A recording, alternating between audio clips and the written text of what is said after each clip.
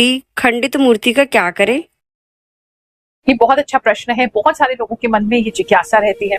देखो, अगर आपकी कोई मूर्ति है और हल्की सी कहीं से झड़ गई है डेली पूजा करने की वजह से या इधर से उधर खिसकाने की वजह से, तो कोई अंधविश्वास में पड़ने की जरूरत नहीं है, क्योंकि मूर्ति जो है उसके जरिए हम भगवान को पहुंचते हैं।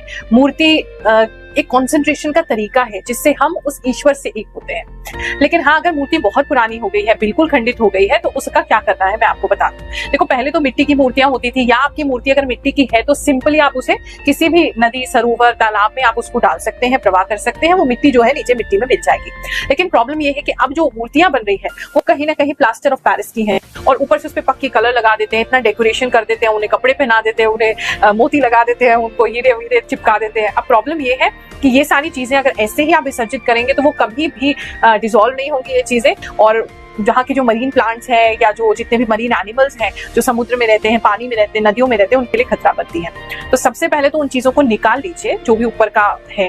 उसके बाद कोई टब ले लीजिए या पानी ले लीजिए किसी बाल्टी में, साफ सुथरी बाल्टी में, उसमें पानी डाल के आपने उसमें जितना आपका मूर्ति है, जितना साइज का मूर्ति है या जितने ग्राम का या जितने किलो का मूर्ति है, उतना ही अगर बेकिंग सोडा उसमें डाल दें, उसी में छोड़ दें। घंटों बाद आप देखेंगे कि वो जो प्लास्टर ऑफ पेरिस है वो घुल गया है। उसके बाद आप उसको जो प्लास्टर ऑफ पेरिस हो जाता है उसको निकाल के अलग से डिस्पोज ऑफ कर सकते हैं। तो बहुत सारे ऐसे लोग हैं मंदिरों के बाहर छोड़ जाते हैं मूर्तियों को, या फिर वो पीपल के पेड़ के नीचे छोड़ जाते हैं। तो देखो, अल्टीमेटली जब वहां की सफाई कराई जाएगी तो वो जाके कूड़े में ही जाएगा।